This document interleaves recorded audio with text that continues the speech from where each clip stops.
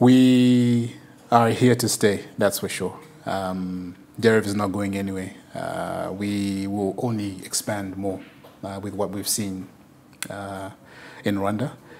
And I think the story will be told one day about how Rwanda started from the background that it had, and it becomes this amazing success story. And the people like us who jumped on the bandwagon early are the ones who can only benefit. That's what I believe.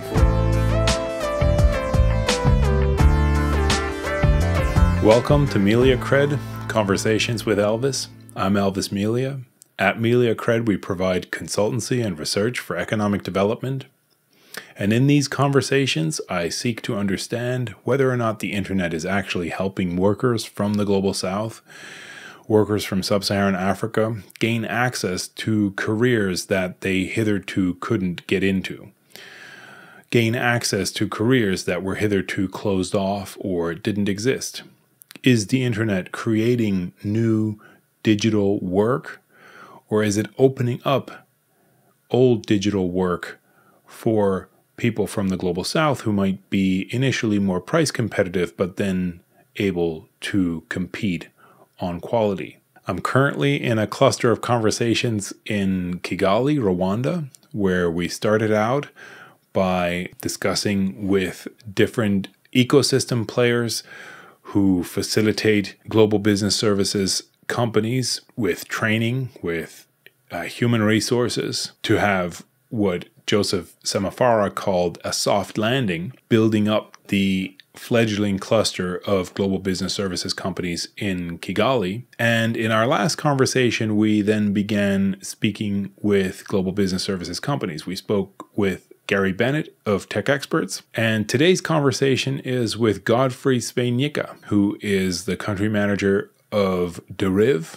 which is an online brokerage firm recently set up in Kigali. And Godfrey and I had an interesting discussion. We had a longer conversation, first about Deriv and Deriv's experience in Rwanda. And then in the second half, we had a bit of a more of a brainstorming session about where services sectors in Sub-Saharan Africa might be going in the near future. Which countries have which strengths and where the pros and cons are in different countries. I enjoyed the conversation with Godfrey very much. I hope you do too. Here is Godfrey Swenyika. Godfrey, thank you for doing this. Thank you very much for having me. We met in March at our global business services companies, the global analysts that we brought to Kigali to have this conference, and you spoke there about Deriv and about what you guys do. Tell me a bit about yourself and tell me a bit about Deriv. What's Deriv? Wow, how much time do you have? Well, I've got midnight. I have to be at the airport. All right. Wow. Originally, I'm from Zimbabwe. Okay. And traveled to a bunch of countries before making the great step forward to go to Dubai. It's whilst I was in Dubai that I found an opportunity to work with Deriv. And since then, you continue to progress and you like what the company is doing. And long story short, we needed to be in Africa. And this was my opportunity to come to set up the office in Rwanda, and here I am. And what does Deriv do? Deriv is an online broker. An online broker? We're an online broker. Okay. We offer financial services and trading to our customers. Okay. Yeah. And where are your customers located? Wow. I can say we are in almost every country in the world, except a few. About 14, but the rest of the world except 14 countries. Okay. Yeah. And how many employees does Deriv have globally?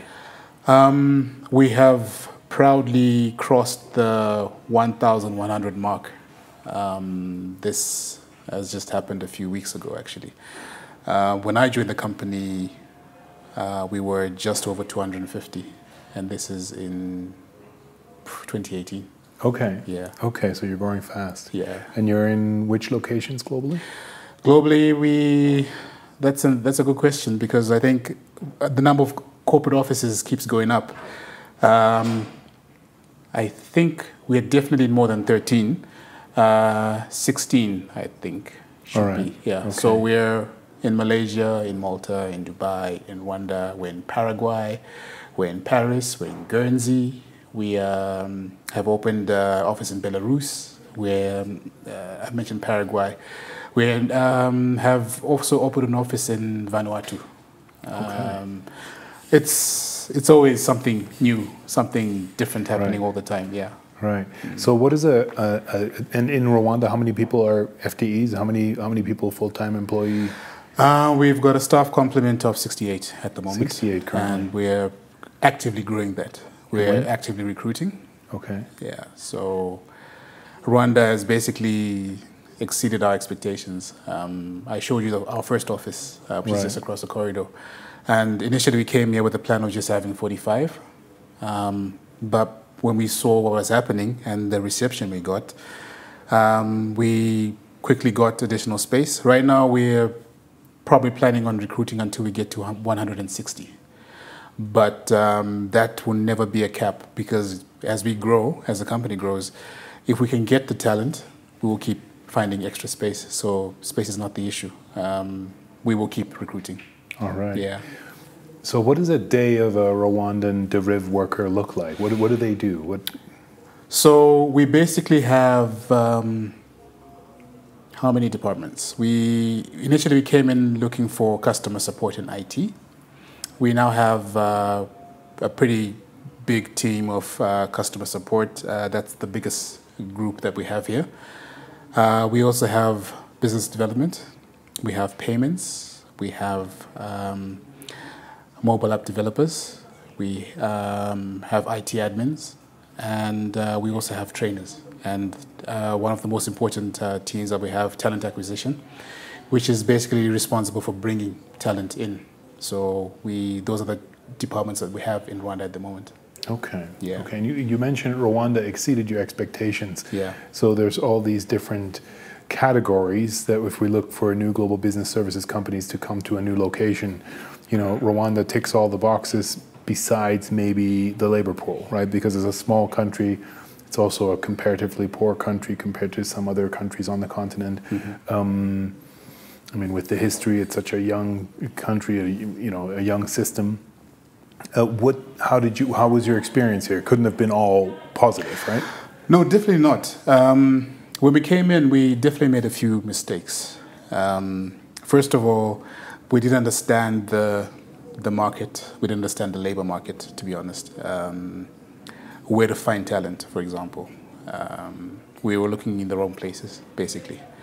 But once you understand who to partner with, who to associate yourself with, make your requirements known, you also need to understand the dynamics in terms of how to price yourself. Basically, if you don't price yourself properly in Rwanda, it's very difficult for you to find the right talent. But I think once we got around understanding the dynamics of Rwanda, we accelerated our recruitment process, and this is what prompted us to get additional space, because we anticipated that we'll probably exceed the numbers that we initially come in to recruit. Okay. Yeah. So how to price yourself, meaning what you are paying workers? Exactly. So you were paying them initially too little or too much, or how did? We had no idea what the salary ranges were like in Rwanda when in the first few weeks when we came in. I think we were actually misinformed, but we had to learn that when we actually came in Rwanda, when we had boots on the ground and we're now actively recruiting. We were not too far off, but a few adjustments later, I think we hit the ground running, and it's been pretty good for us.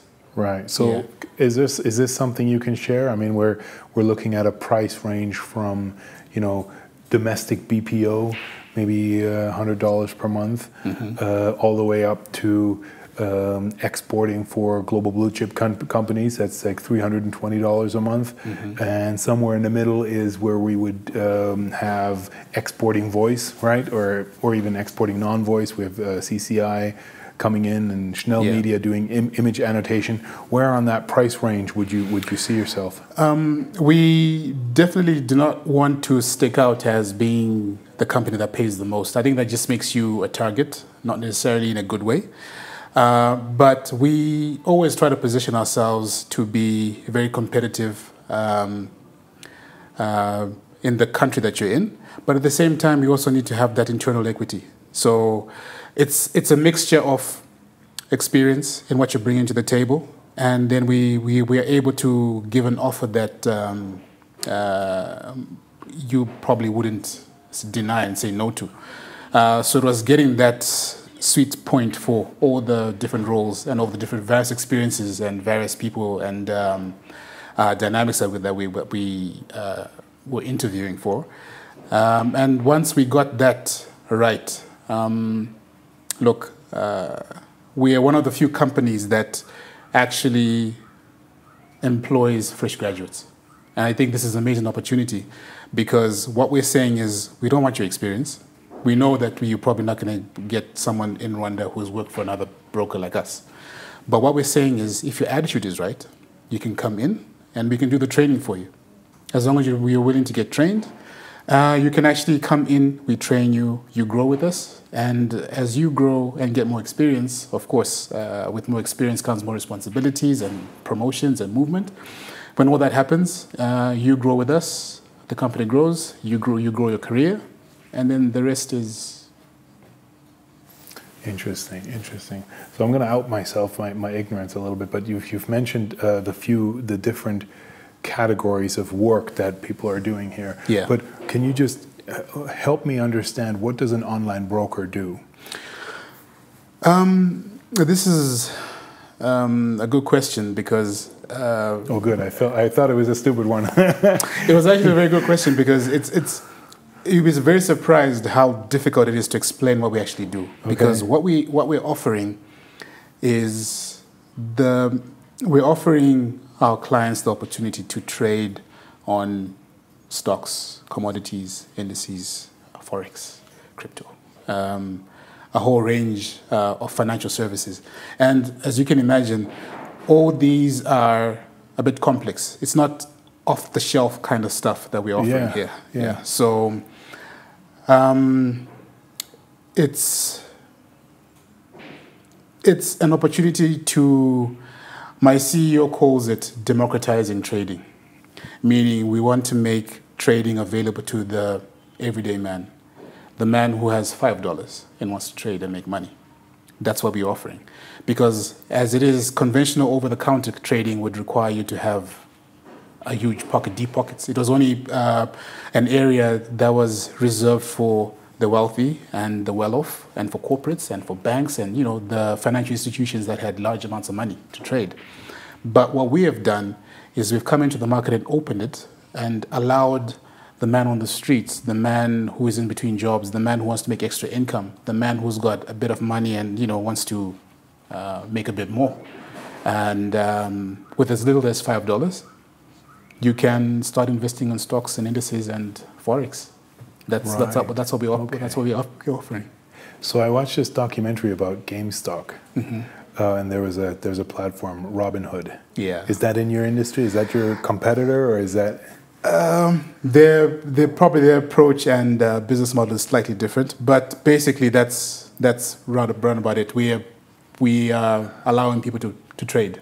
So you guys are the ones who are scaring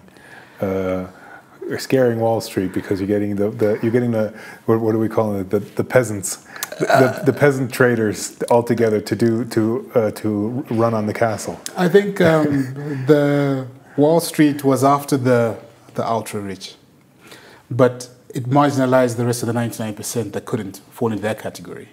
But who was servicing that market? That's where we come in.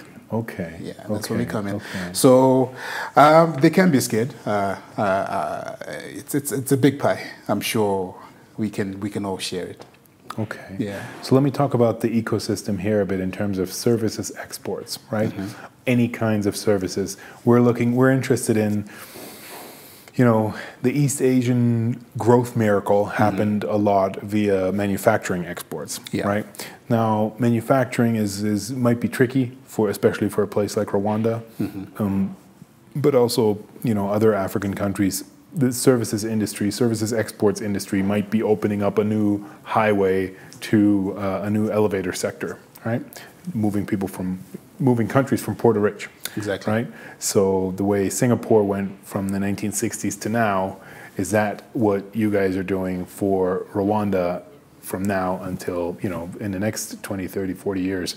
And this ecosystem here that you have exporting services all the way from high-end, Python and developers to maybe image tagging or image annotation and everything in between, right? Everyone is kind of we're trying to build a cluster here and see if new investors are interested. How do you feel in this ecosystem? I just spoke with Gary Bennett of Tech Experts, and is it an ecosystem? Many people say Kigali is like a village, right? I agree with him, and I agree with that statement as well. It's a very small place. You just mentioned Gary. We meet on a lot of platforms, and we interact quite a bit, and just monitor each other's progress. He was here before we came in, and they're actually doing pretty well as well. So I believe you touched on a lot of important points there. We believe that Africa is the future, and that's the reason why we're here. Africa is one of our biggest markets, and I think a lot of businesses turned and they kind of like ignored Africa for a while. But when we have 1 billion plus people in Africa, and the majority of that population is what we call the young age, I think Africa's got the youngest population, if we really look at it. This is people who are willing to learn new technologies and try new things. It was an untapped market for a lot of reasons, mainly because Africa is viewed as being poor. But there's a lot of money here. And one of the things that's important to note is it's not the resources. Yes, the resources will always be there. Africa will always be a target because of that. But the people who are in Africa, there's a lot of potential that can be unlocked in them. And when we made the decision to come to Africa and actually open an office here, it was because we had noticed the growth that Africa had. They were more receptive to our offer of saying, look, you can also trade with a small amount of money. And they jumped on the bandwagon. And trust me, Africa right now is probably the most sought after market for anything from consumer products to retail. Because as companies like us come into Africa, we unlock a lot of potential in the youngsters. Conventional jobs have gone, and it's all in the past now. I'm sure you can remember. Just try and recall a few years back. Being a social media influencer was not a profession. No, yeah. But that's now the reality that's there. I still don't quite understand it, but that's more a statement about me than about the world. Yeah, and people like this excite us because we can actually partner with people like this to actually bring our products to the larger population. So these are the people that we can actually engage and work with and actually grow our business within the whole of Africa. So you said you were initially looking at 45 people, but now you're thinking you're going to, look at 160. That's where you're going. 160 capacity for the office we have right now, but definitely as we cross a certain magic number, we'll definitely be looking for more space. We are here to stay, that's for sure. Deriv is not going anywhere. We will only expand more with what we've seen in Rwanda. And I think the story will be told one day about how Rwanda started from the background that it had, and it becomes this amazing success story. And the people like us who jumped on the bandwagon early are the ones who can only benefit. That's what I believe. Right. Yeah. So right next door, I saw Coventry University. To get back to the ecosystem, you guys are working with Harambee and GIZ, Digital Skills Accelerator Africa, Education First. There are different organizations, Rwanda Development Board, right? Yeah. All working kind of in this space, and we have some very interesting universities here. Also, Carnegie Mellon University. How is this? You mentioned that you were with Gary on a few panels, but also with the I wouldn't call Gary your competitor, with the other companies, but also with the support organizations, kind of mixing. I would say international development aid is still here. There's a lot of it here, but that's fine. I mean, to mix that with private sector to say, okay, we can help you with training people.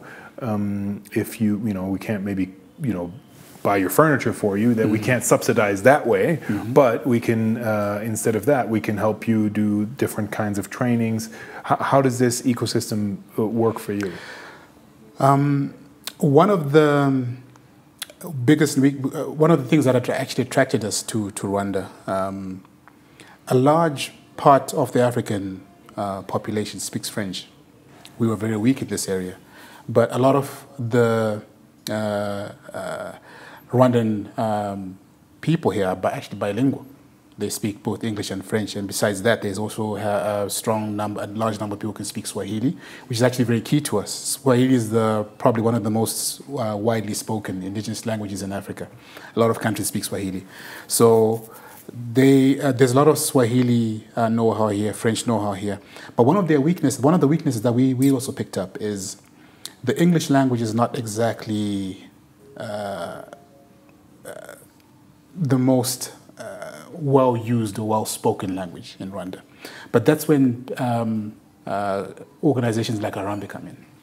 They're coming in to train not just technical skills, being able to use a laptop or the internet, but they also train on the soft side of things, how to interview, how to talk, and they also have English lessons. And all this brings out a population that is capable.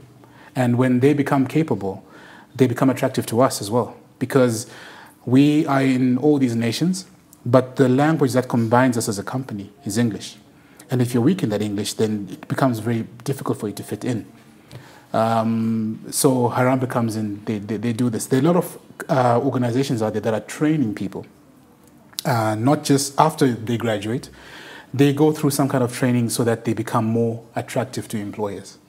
And this ecosystem is actually working quite well for us because I think it's easy for us to feed off. If you can communicate and if you've got the right attitude, like I said before, the rest we will train. We're not expecting you to come in and have trading knowledge. We don't expect that because we're not going to find that. But when you're in and you dedicate yourself to working with Deriv, the rest is easy. The rest will train you internally, and great. Right. Yeah. So you chose Rwanda. You're from Zimbabwe. I'm from Zimbabwe. Why didn't you set up Deriv in Zimbabwe? I don't want you to pick on Zimbabwe now. I'm saying, why did you choose Rwanda as opposed to, what other African countries were on the, you must have had a list of top 5 where you would have said, okay, pros and cons. Yeah. I wouldn't want to disclose the list, but definitely we had a few countries that we thought were options. But what made Rwanda easy for us is it was top of the list. It's very easy to set up a company here. Deriv was set up with online with RDB. I just came in. I just put boots on the ground just to sign papers, but everything else was done. It's very difficult to find that in Africa. I think when it comes to ease of doing business, Rwanda is ranked only second to Mauritius. But Mauritius is actually even a smaller population than Rwanda. So that was a no-brainer. We thought this would be the perfect place. Second of all, the infrastructure just welcomes you here, simply because you got RDB offices where they can handle make the landing softer for you. The infrastructure in terms of office space, internet connectivity, security, transport, safety, because all these factors play a role if your staff need to come to the office. The infrastructure needs to be there to bring them there. The transport system needs to be there. We need to have reliable internet connectivity. We are a purely online business, and all these things become pivotal in making the decision very easy for us to say, yes, let's go ahead with Rwanda. One of the things that we like as well about Rwanda is, look, we might not have things changing as fast as we want, but there's efforts that you can see that the powers that be, the government, is trying to listen to your pain points and try and correct things. One of the things that we are always complaining about is the price of internet here. That's one thing. Out of all the other offices in the Rwanda network, corporate offices that we have, I think it is only Rwanda that has the highest internet bill. Okay. And the speed that we're paying for and the price that we're paying for, all the other offices, they laugh at us because really, in other countries, it's a fraction of the cost. Mm-hmm. That's one thing. But that cannot stop us. We will still proceed because I know at some point, something will happen. And the prices will. Definitely, they've been coming down, but not as fast as we would like. But definitely, that's one of the things that attracted us to Rwanda as well. The authorities do listen. It might not change instantly, but they do listen. Yeah. Right. Yeah. No, that's an interesting point. You mentioned Mauritius. I mean, Mauritius is not only smaller than Rwanda, it's also, I don't know exactly the average incomes, but it's about 10 times more, right? At least, I think it's a much richer country. So you're looking at labor cost competitiveness on a whole different scale. Yeah. Right?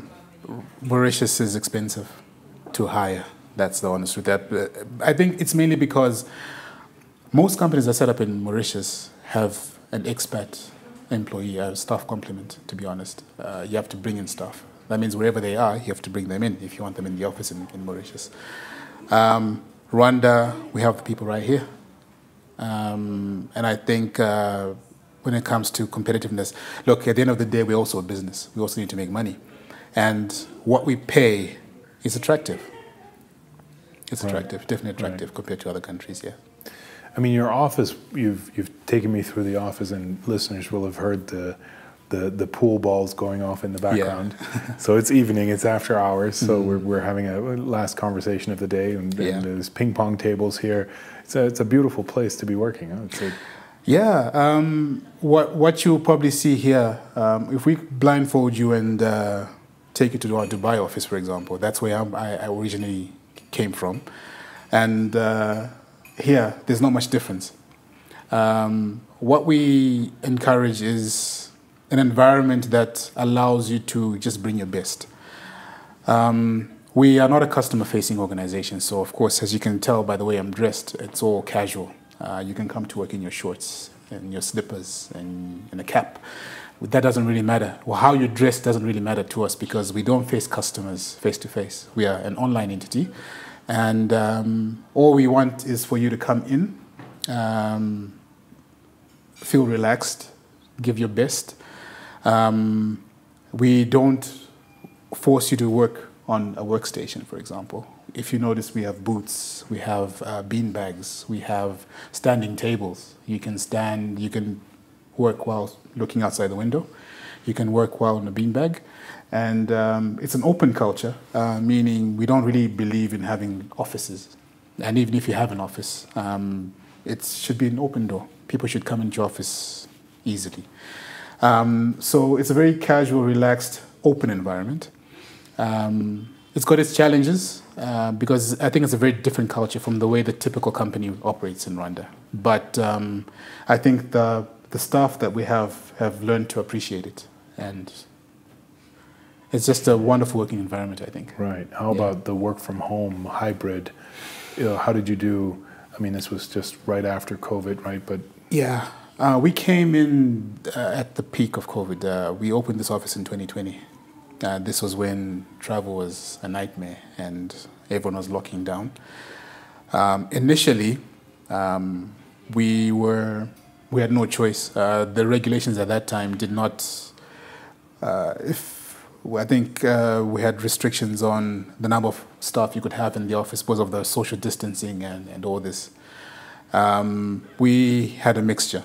Some would come into the office, but back then our staff complement was still very small, so we could afford to have everyone in the office because we had so much space, and just space everyone out and still remain compliant. But as the staff numbers grew, restrictions also relaxed as well. What we noticed in general was during the pandemic, production actually for us went down when people were working from home.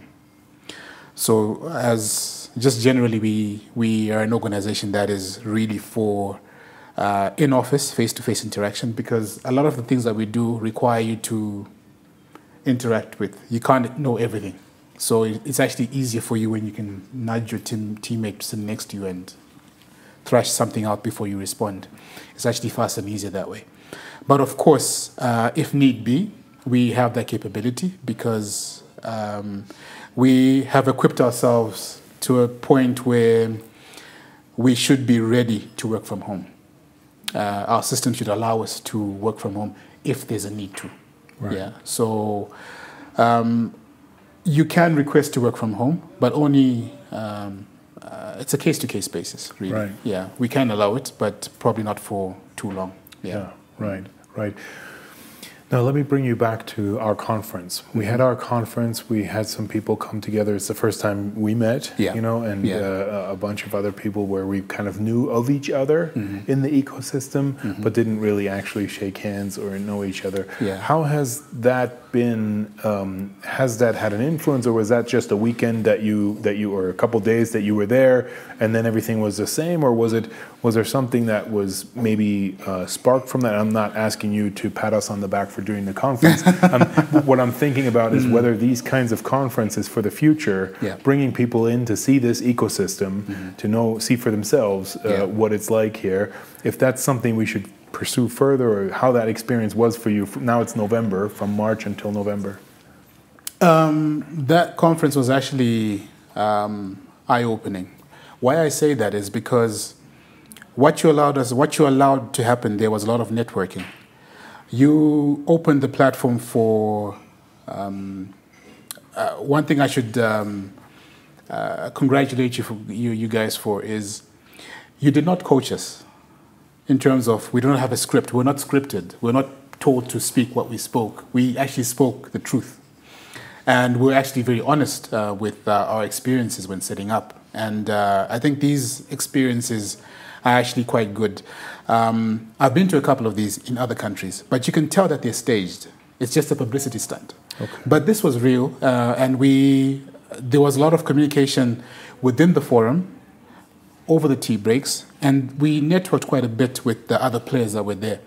What happened was, I don't know how it happened, but a couple of companies actually got my contact details, and we actually had calls and visits from them, and they were just making a follow-up. So what you were saying at the conference, was that real or staged? So they were checking. Mm-hmm. They were doing their due diligence, which I respect them for.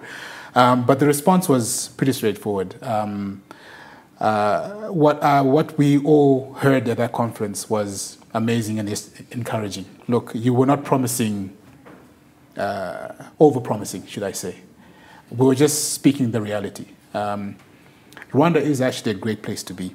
And I think businesses should consider it as a destination for services. Simply because Rwanda walks the walk and they talk the talk. They don't overpromise you. They're not. What you see is really what you get.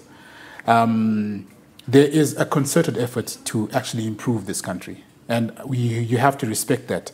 I've been in Africa. I'm African. I was raised in Africa, and I've traveled Africa quite a bit. But what I can highlight is there's a lot of nonsense out there in terms of efforts by other governments, which we won't mention by name, to attract people, to attract businesses. A lot of countries are trying to do what Rwanda is doing. But I think the reason why Rwanda will succeed is it's actually an effort that's not just talk, but there's actually action that's there. There's a follow-up. When we raised issues at that platform, you can actually see that I actually have the list up to now, but slowly I'm ticking off a few things that, okay, there's a conversation that's happening regarding some of the concerns that were raised at that platform. And if these were the bottlenecks for the big companies to come in, I think the government and RDB and all the partners who organize that conference have realized that these are bottlenecks that need to be fixed. And I think it was amazing. Because of that conference, I was actually checking that today because I wrote an email to my CEO today after the report that you guys, case study that you released today. And I shared it with him. And when I was checking my calendar, I think I had close to 15 invites. I had 15 companies who walked into the office just to see where we were, just to see if what we're saying was actually real. And they saw our staff working, they saw where we were, they saw what we're doing. And Right. I don't know, what do you think of our office? You're the one who... I mean, your office looks phenomenal. I wish I could work here or play here. So many. I saw at least 2 ping pong tables. Yeah, we have one for each office, and right. A pool table, and it's one of those environments where I think because we've got a lot of young people, we need to engage them as well. Work and play. We work hard and we also play hard. Yeah, that's what we do. Right, cool. Yeah. So one of the things that happened that I wasn't aware of that came also out of the conference is Education First is here. They're in 122 countries. Yeah. And I had an interview like this with Oriane 2 days ago from Education First. And since the conference, the Rwanda Development Board Skills Office has kind of shifted also to the GBS sector. Yeah.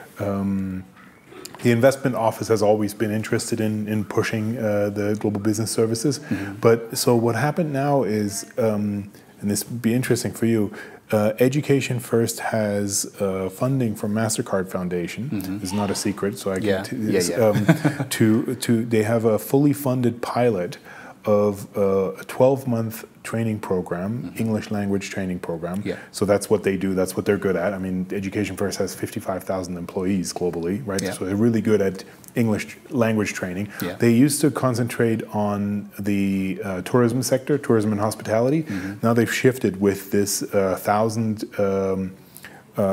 trainees for 12 months, and they're looking for partner companies. They're looking for what she calls clients, which is global business services companies that are either already here or that are coming in that would like to take some of those numbers for free to be trained. And that could be your future employees or that could be your current employees. So that would be 2 to 3 hours a week of English training. And she's also looking for input from you in terms of what, if you were to partner with them, don't have to pay anything. It's paid for, and it's a pilot, of course. And they're a for-profit company also. So if the first 1,000, if that works well, the idea is that you might come back. They're looking at training 20,000, 30,000 trainees, and this can go all the way from 12 months training courses 3 hours a week to 3 months, 2 months training courses full time, like 6-7 hours a day.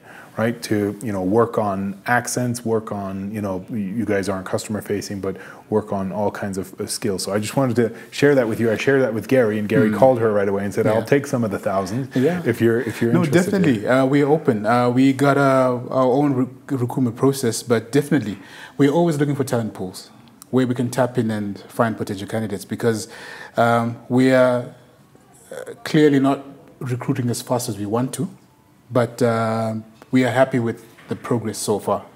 So always happy to have another talent pool to. But you said you're not customer facing. Are you doing voice at all? Like, are you speaking with customers, or is it all through the platform? There is a team that is beginning to do voice again. Okay. This could be interesting for us as well. Yeah. Might be. Just wanted to bring it up. Yeah. Definitely. Right. That's interesting. I think you guys have done a great job in terms of looking for some of the weaknesses that are in the ecosystem and try and correct that so that we have greater uptake of the talented young people that are being produced by the universities that are here in Rwanda. One of the things that we are excited about is when we hear initiatives like this. This is good news to our talent acquisition team. I'm not sure when the first batch will be ready. No, she needs to partner Yeah. with companies. So, if you speak with her, then you will be part of creating also the curriculum. So you will tell them what it is that you need, what you want them to train, right? And they will then do that. So that's kind of a free service for this pilot. I guess it's like one of those when you go to the grocery store and they give you a piece of cheese, like a taster. Yeah. You know, Yeah. you have these thousands. You know, let us show you what we can do, and then maybe in the future you come and we do some kind of co-financing. Sign us up. We're in. I would love to have a contact and have a conversation with her. Right. And also maybe just have a little meeting with our talent acquisition team so that we can share the roles that are available and what we're looking for. Yeah. And where they can actually assist us in. So definitely, I'll give you her number right away, and then you can call her. I think she has a meeting with the client, but on this Friday. So it's right now. Yeah. When she wants to set up which companies to work with. So that'd be cool. Perfect. Yeah. Godfrey, this has been great. Thanks for having me. Do you have questions for me, or are we Definitely. good? You strike me as someone who's always traveling. Okay, you come to Rwanda quite often. What do you do exactly? What do I do? Yeah. Okay, good question. So that's like the brokerage question. What is a broker? So I have different hats on. One is I'm a researcher. I work at a university in Germany. We have a research cluster in Western Germany that reaches from Frankfurt to Duisburg. Around development studies. You know, how do countries get rich faster, right? Or, there's also conflict studies, that kind of stuff. So I do that. That's my background. Yeah. So my area of expertise is Eastern Africa and, comparing different countries. Then for me personally, I kind of went into the field. I kind of started changing track in the sense that I thought, okay, how are we going to create positive change? It's jobs, right? In Sub-Saharan Africa, it's jobs. And it's not jobs in dead-end fields, but it's jobs in sectors where there's upward mobility, right? So we have these two goals: lowering entry barriers, right? Making it easier for people to get into the seats, into the jobs, and being in careers that have upward mobility. And this digital services export sector is the one that really kind of ticks all the boxes, because if you think about the future, you think about meta, like this idea that we're going to go into the cloud and sit next to each other like this next time we meet, and might not know the difference. I think that's still a while off, but that's I mean, we're moving slowly but slowly. We're always over enthusiastic about it, and it moves slower than we think. But also, we shouldn't throw out the baby with the bathwater. Yeah. I think it does happen. Like the internet is making us, is opening up more doors online. So looking at the demographics of Africa, looking at how many young people are coming on, we're thinking, okay, this is where we can create jobs. So that's the research on that field. And that's what this podcast is about, to kind of bring different voices, academics, practitioners, policymakers, executives of companies, understanding this, this knowledge that exists from different angles, like looking at this field of digital services exports from different angles. That's one aspect. The other aspect is I advise companies. We are currently working with an American company that's looking at 10 African countries, and looking at which one to invest in, or which two to invest in terms of global business services, a new delivery location. The sector is growing so fast. It's a fascinating time, because they're looking to diversify away from the traditional clusters in South Asia, Southeast Asia, and Sub-Saharan Africa is the region to go to, you know. So Yeah. that's what we do, and those are my different hats: the research, the connection between international development and local governments and companies trying to come in. How easy is it to land in a country like Rwanda, right, compared to another country? And what are the bottlenecks, and can we try to fix them? In a nutshell, that's what I do. All right, you mentioned East Africa. Africa fascinates me quite a bit. Can I put you on the spot? Please. Yeah. In terms of development of the, people don't like to call it BPO anymore, but okay, let's call it the service exports. Yeah. Which country do you think in East Africa is leading? Interesting. I think Kenya. I think so. So Kenya has. Had you asked me in the spring, I would have said, let's wait for the elections. Right? They had the August 2022 elections. Yeah.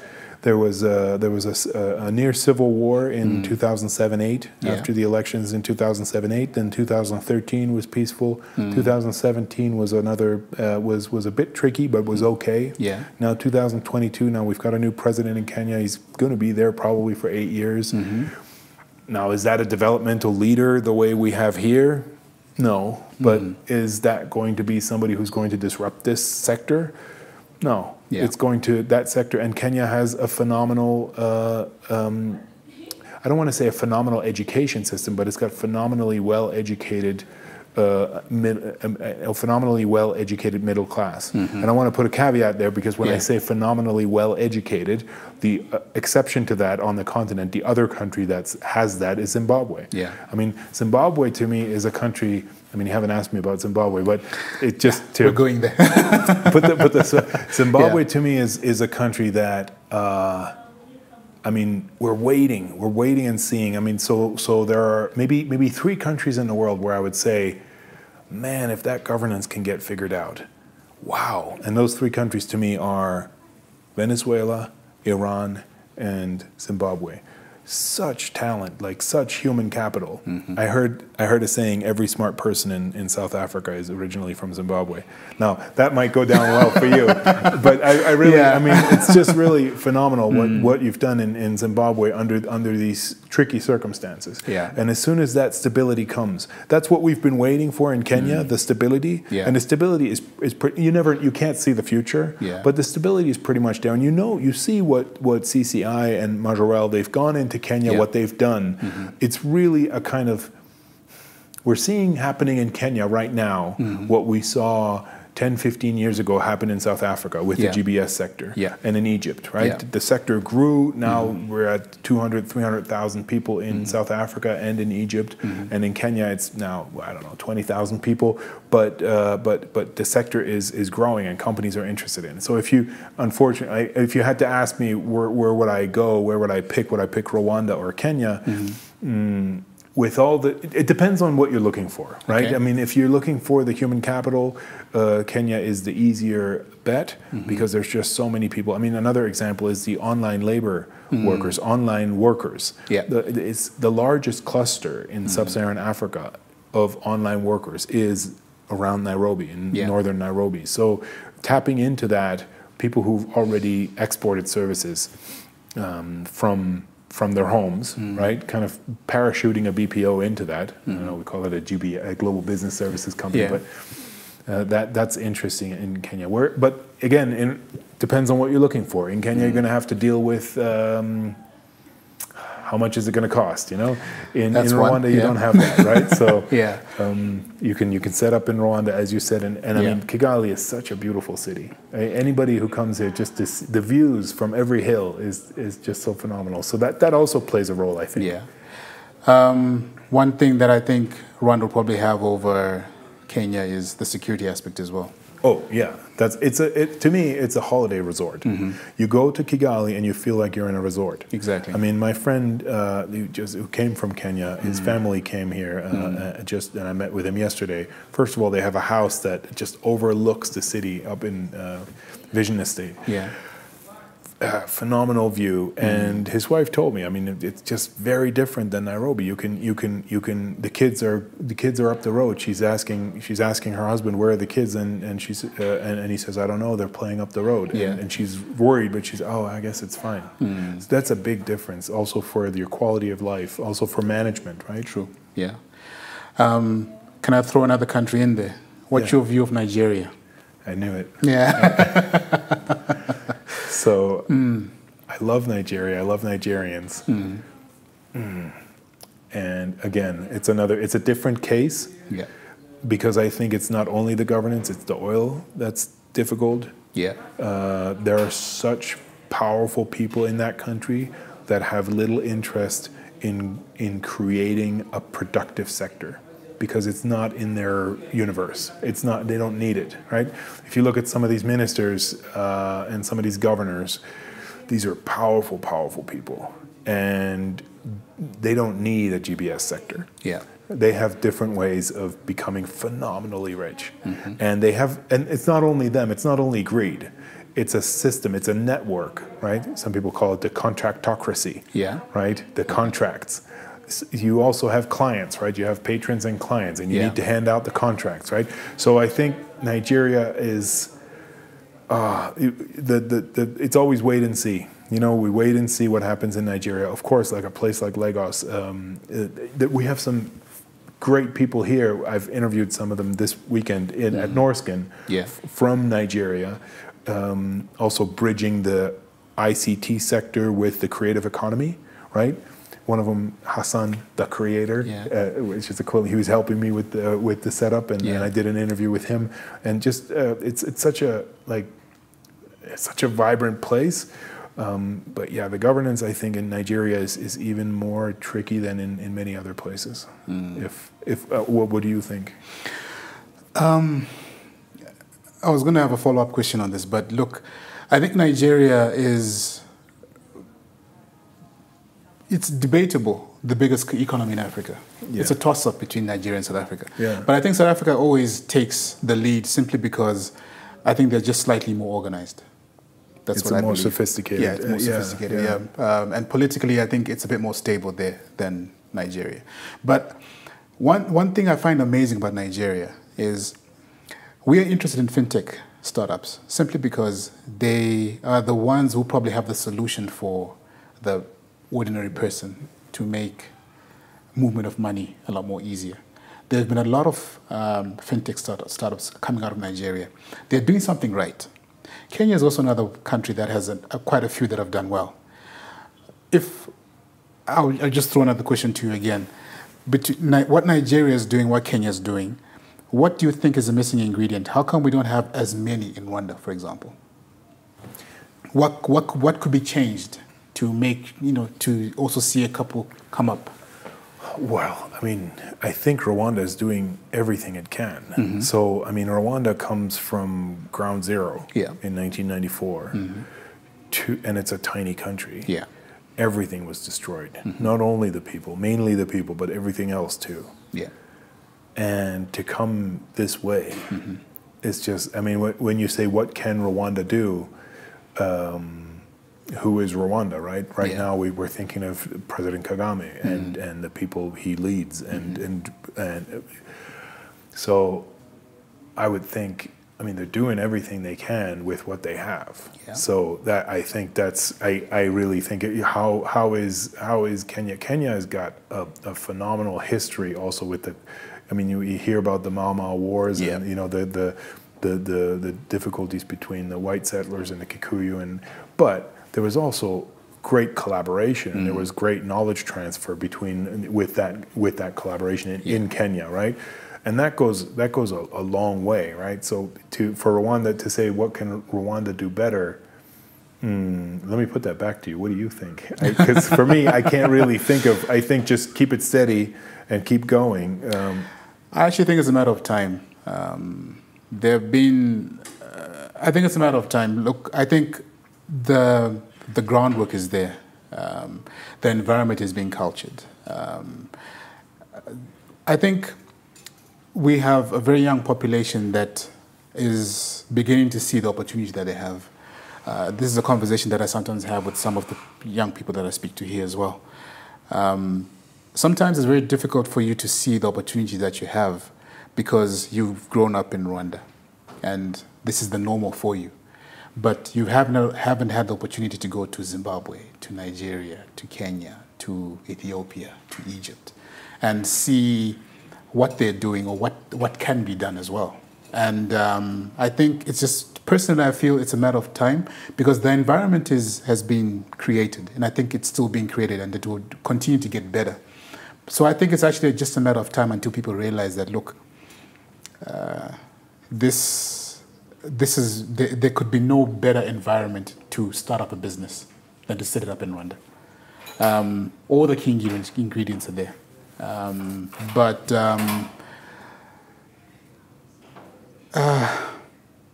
I think it's a matter of time. Rwanda will get there. I believe in 20 years' time, we will look back at this conversation and see you keep referring to where they come from 94 to now. Imagine what's going to happen in the next 20 years if this momentum is maintained. I think the focus and the discipline that's here is actually quite amazing. One of the things that you notice whenever you travel around Africa, the first thing, I remember when my mother came to visit, the first thing she noticed was, how come this place is so clean? This is the discipline that has been instilled in the Rwandan who loves this country so much that they do not litter. Unfortunately, this is not there in other countries, but I think this discipline is what is going to propel Rwanda to the next level. Do you ever think of Rwanda as maybe like a lighthouse, like a tower, like a hub for, say, in Rwanda? One of the things that Rwanda exports is military services. Yeah. Right. So as we get into an age that might be resembling a new Cold War globally, right, cybersecurity becomes ever more important, right? So I'm thinking of, you have all the people in Nigeria, you have all the people in Kenya, right? But that stability, that, where you put your headquarters, right? That's the thing where, Kenya is close. I mean, again, my friend from Kenya was saying yesterday, flying from Nairobi to Kigali is not really that different than flying from Nairobi to Mombasa. Yeah. So it's actually close. So you can have your delivery locations in different, the distance is a bit bigger too, but West Africa. But essentially you can have your headquarters in Kigali and kind of have this resort feeling also for mid-level for the global management and bringing in the global clients, right? So the MICE tourism idea, right? And then have your delivery locations where most of the lower end work gets done in the surrounding countries, right? Yeah, I think there's no limit, there's no restriction for Rwanda right now, because I think it's all coming down to what hunger they have to develop as a country, and I think it ticks a lot of boxes. I see a lot of resemblance with. Imagine you look at where Singapore was 20 years ago. Look at where they are now. I think there is actually potential for Rwanda to become almost like the Singapore of Africa. Right. That's 20 years ago they were already pretty good. But say 40, 60 years ago, true. That's really okay, one of the things, you come from a country that Germany is one of those countries that just has this knack of doing things right. I don't know how you do it. I don't know how far back you want to go in history, but that's not always been like that. But please, okay. I'll take the compliment. There's a certain discipline that the Germans have, and when they decide to do something, I think it's always perfection. Mercedes. A lot of companies have come out of Germany that are just technically, the engineering is just amazing. What can Rwanda copy from that? What brought that up? What has made Germany what it is right now, for example? Maybe that's a question I can give to you. I mean, there is that comparison. I mean, yeah, it's so complex, right? Yeah. Social sciences are, you know, natural scientists sometimes laugh at social scientists that they're not as rigorous or something. I kind of respond to saying no. It's just that our field of research is so much harder. Yeah. Right. There's so many variables, right? One that comes to mind for me is that it seems, and this may not be a causal relationship, but it seems that this apprenticeship model, right, this learning by doing, right, this dual model of schooling, going to school one day a week or 2 days a week, it's usually 1 day a week you go to school, 4 days a week you work as a young person. So we have this, you know, if you want to go to university, you go to grade 12. It used to be up to grade 13. If you don't want to go to university, you go to grade 10, and then you become a worker at age 16. And that's totally fine. You work in a company, and that's, you know, it's a lot to do with manufacturing. Yeah. Germany is one of the few countries that still, you know, has a strong manufacturing base in terms of exporting. We have these what we call SMEs. Are, you know, once you're an SME in Germany, you've got it made. Yeah. Like these are actually quite big companies. Yeah, true. You know, you see them on the side of the highway all over Germany. These are family businesses that have found out a way to do something, to create some part that goes into some engine that apparently nobody else in the world knows how to do the way this, you know, business does it, right? So that's a long tradition, and that's all fed into by this apprenticeship model, right? Young people who learn on the job, and that's something, not what could Rwanda learn from Germany, but what could we in this services export industry learn is really demand-driven training, right? So if someone like EF is looking for partners, please help them, because we've had enough of training for certificates. True. Right? Training for diplomas, and then coming onto the labor market wholly unprepared. Yeah. Right? So help train as young as possible what it takes on the job. And the labor market is changing so quick nowadays, especially in the digital realm, to kind of get kids as young as 16 and have them take internships here and have them be aware of what happens, what a workplace looks like, what's actually happening inside an office like this. That just really opens eyes and gives people direction. I think that if you ask me, put me on the spot, if you ask me the same question tomorrow, I might answer something different. Something different, yeah. Right? So, but that's what comes to mind, yeah. Okay, amazing. Awesome. Great. Are we good? Yeah, we're good. Hey, great conversation. Thank you very much. Thank you, Godfrey. Thank you very much.